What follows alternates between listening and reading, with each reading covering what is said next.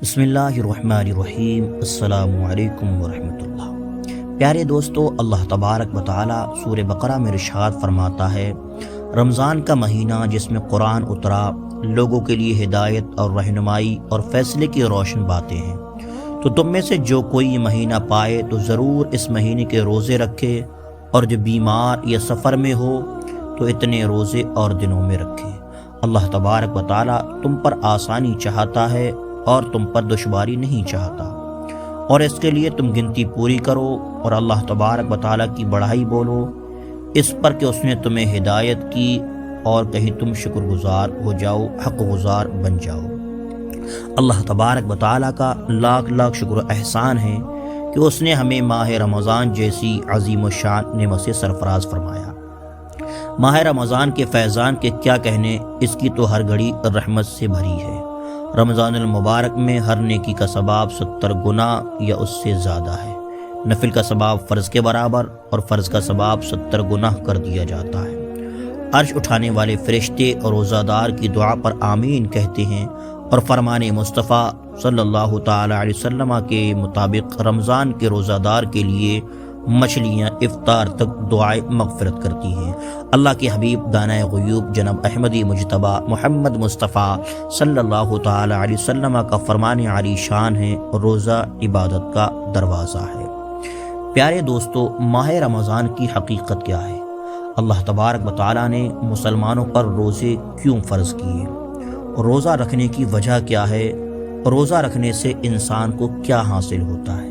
کیا رمضان کے روزے میں رزق بڑھا دیا جاتا ہے؟ اور اللہ تبارک و تعالیٰ کی رحمتیں کس قدر بندے پر نازل ہوتی ہیں؟ کیا شیاطین کو قید میں جکڑ دیا جاتا ہے، قید میں بند کر دیا جاتا ہے؟ ان تمام تر سوالوں کے جوابات ہم آپ کو قرآن و حدیث کی روشنی میں آج کی ویڈیو میں دیں گے۔ آپ آخر تک اس ویڈیو کو ضرور دیکھیں، اور آپ سے گزارش یہ ہے کہ ابھی تک آپ نے ہمارے چینل کو سبسکرائب نہیں کیا ہے تو اس چینل کو سبسکرائب اور لائک اور کمنٹس ضرور کریں۔ ماہ مبارک، اس کے 4 نام ہیں۔ ایک ماہ رمضان، دوسرا ماہ صبر، تیسرا ماہ مواسات، اور چوتھا ماہ وسعت رزق۔ روزہ صبر ہے جس کی جزا اللہ تبارک و تعالی ہے، اور روزے میں انسان صبر کرتا ہے، اور روزہ انسان رب کے لیے رکھتا ہے تو رب قدیر ارشاد فرماتا ہے کہ روزہ میرے لیے ہے اور اس کی جزا میں خود دوں گا، اور دوسری جگہ ارشاد فرماتا ہے روزہ میرے لیے ہے، میں اس کی جزا خود ہوں۔ اس لیے اس ماہ مبارک کو ماہ صبر کہتے ہیں۔ مواسات کے معنی ہے بھلائی کرنا، چونکہ اس مہینے میں سارے مسلمانوں سے، خاص کر اہل قرابت یعنی رشتہ داروں سے بھلائی کرنا زیادہ ثواب ہے، اس لیے اس ماہ کو ماہ مواسات بھی کہتے ہیں۔ اور اس ماہ میں رزق کی کشادگی، رزق کو زیادہ بھی کر دیا جاتا ہے تاکہ غریب بھی نعمتیں کھا سکیں، اس تک وہ نعمتیں بھی پہنچ سکیں۔ اس لیے اس ماہ کو ماہ وسعت بھی کہا جاتا ہے، ماہ وسعت رزق بھی کہا جاتا ہے۔ اسلام میں اکثر اعمال کے پیچھے کسی نہ کسی نیک بندے کی یادیں موجود ہیں، جیسے عرفات کے میدان میں حج کا فریضہ حضرت آدم علیہ السلام کی یادگار ہے۔ قربانی کا نیک عمل حضرت ابراہیم علیہ السلام کی سنت ہے۔ صفا اور مروہ کی سعی حضرت ہاجرہ رضی اللہ تعالی عنہ کا دونوں پہاڑوں کے درمیان دوڑنے کی یاد کو باقی رکھتا ہے۔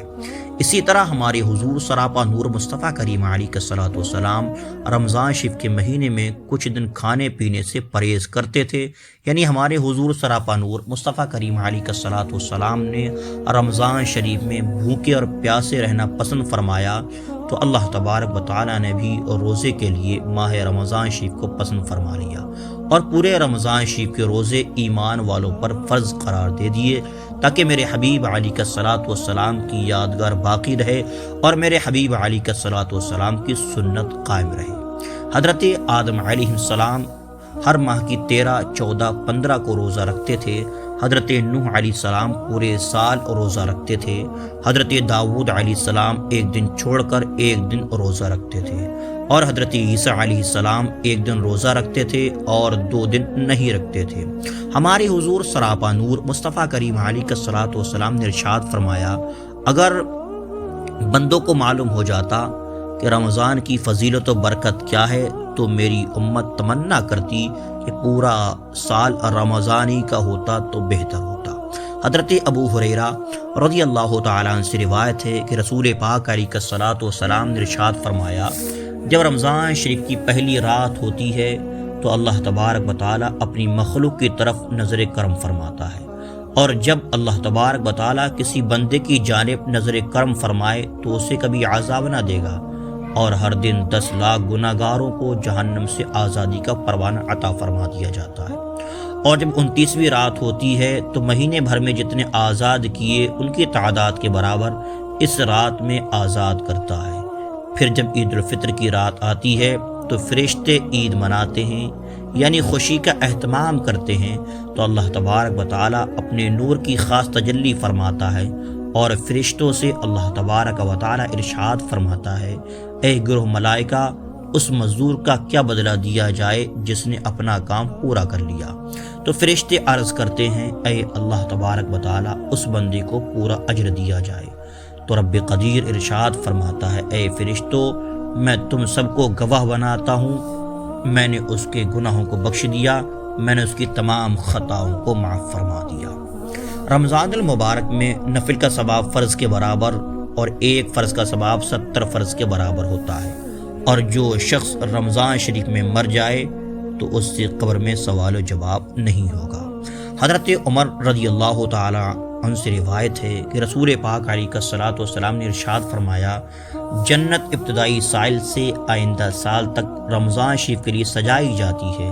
جب رمضان شریف کا پہلا دن آتا ہے تو جنت کے پتوں سے عرش کے نیچے ایک ہوا حورین پر چلتی ہے، اور وہ کہتی ہیں، اے رب قدیر، تو اپنے بندوں میں سے ہمارے لیے ان کو شوہر بنا جن سے ہماری آنکھیں ٹھنڈی ہوں، تو ان کی آنکھیں ہم سے ٹھنڈی ہوں۔ حضرت ابو ہریرہ رضی اللہ تعالیٰ عنہ سے روایت ہے کہ ہماری حضور سراپا نور مصطفیٰ کریم علیہ الصلوۃ والسلام نے ارشاد فرمایا، جب رمضان آتا ہے تو آسمان کے دروازے کھول دیے جاتے ہیں، اور ایک روایت میں آتا ہے جنت کے دروازے کھول دیے جاتے ہیں، اور ایک روایت میں آتا ہے رحمت کے دروازے کھول دیے جاتے ہیں، اور جہنم کے دروازے بند کر دیے جاتے ہیں، اور شیاطین زنجیروں میں باندھ دیے جاتے ہیں۔ ہمارے حضور سراپا نور مصطفیٰ کریم علیہ الصلوۃ والسلام فرماتے ہیں، جب رمضان کی پہلی رات ہوتی ہے تو شیاطین اور سرکش جن قید کر دیے جاتے ہیں، اور جہنم کے دروازے بند کر دیے جاتے ہیں، اور جنت کے دروازے کھول دیے جاتے ہیں، اور ان میں سے کوئی دروازہ بند نہیں کیا جاتا، اور منادی پکارتا ہے، اے خیر یعنی بھلائی کے چاہنے والے متوجہ ہو جا، اور اے شر کے طلبگار باز رہے، اور کچھ لوگ جہنم سے آزاد کیے جاتے ہیں۔ اور یہ رات رمضان میں ایسا، رمضان کی ہر رات میں یہ اللہ تبارک و تعالیٰ اپنے بندوں کو جہنم سے آزادی کا پروانہ عطا فرما دیا کرتا ہے۔ رمضان شریف کا مہینہ سب مہینوں سے افضل ہے۔ رمضان المبارک کا مہینہ اس لحاظ سے بھی افضل ہے کہ اس مہینے میں اللہ تبارک و تعالیٰ اپنی رحمت کے دروازے ہر کس اور ناکس پر کھول دیتا ہے، اپنی رحمت کی بے پایا بارش کرتا ہے، اور دریائے مغفرت موج میں آ جاتا ہے، اور ہر رات کو 60,000 گناہ گاروں کو معاف کر دیا جاتا ہے، اور قید جہنم سے رہائی دے دی جاتی ہے۔ رمضان شریف کی ہر شب کو ایک منادی آسمانوں میں صبح کے طلوع ہونے کے تک ہی ندا کرتا ہے، اے اچھائی مانگنے والے، ختم کر اچھائی مانگنا اور خوش ہو جا، اور اے شریر، شر سے باز آ جا اور عبرت حاصل کر۔ کیا کوئی مغفرت کا طلبگار ہے تو اس کی طلب پوری کی جائے؟ کیا کوئی توبہ کرنے والا ہے اس کی توبہ قبول کی جائے؟ کیا کوئی مانگنے والا ہے اس کو عطا کر دیا جائے؟ کیا کوئی دعا مانگنے والا ہے اس کی دعا کو قبول کر لیا جائے؟ کیا کوئی سائل ہے کہ اس کا سوال پورا کیا جائے؟ اللہ تبارک و تعالیٰ کی ہر شب میں افطار کے وقت 60,000 گناہ گاروں کو دوزخ سے آزادی کا پروانہ عطا فرما دیتا ہے، اور روز عید کو سارے مہینے کے برابر گناہ گاروں کی بخشش کی جاتی ہے۔ رمضان کی آخری رات میری امت کی بخشش ہوتی ہے۔ عرض کیا گیا، یا رسول اللہ علیہ الصلوۃ والسلام، کیا وہ شب قدر ہے؟